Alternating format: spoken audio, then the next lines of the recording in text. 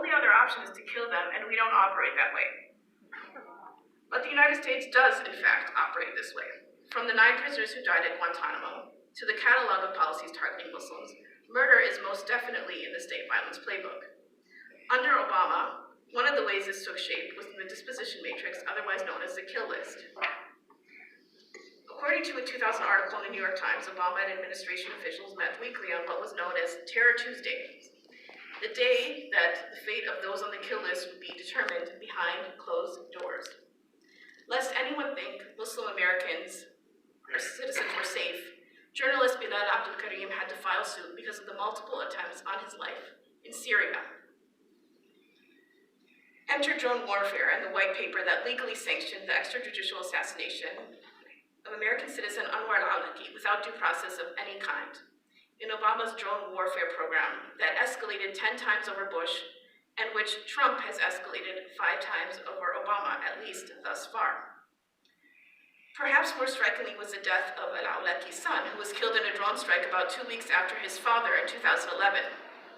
When asked to justify Abdurrahman al-Awlaki's death, former White House Press Secretary Robert Gibbs said, quote, "I would suggest that you have a far more responsible father if they are truly concerned about the well-being of their children.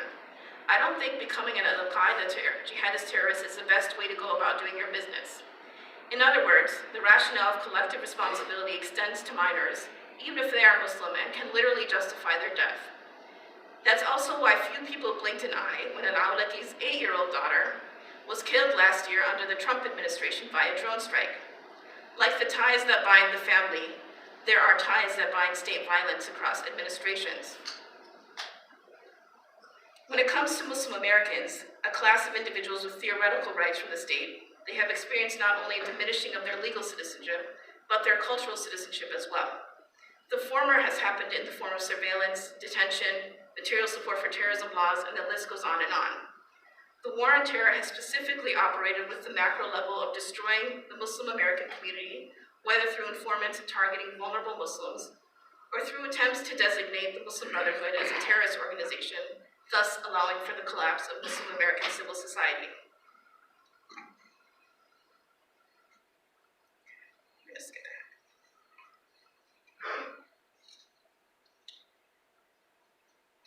As the abuses illustrate above, Muslim victimhood, however, is not simply about life or death. Okay, 2 minutes. But the torturous line in between.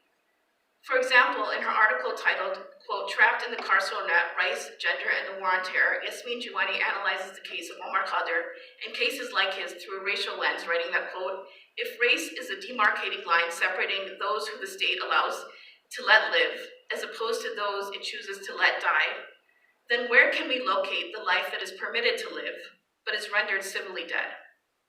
We might locate these lives in Guantanamo, or those released from its hideous walls, because the state's interest is in rendering them invisible and therefore unable to resist.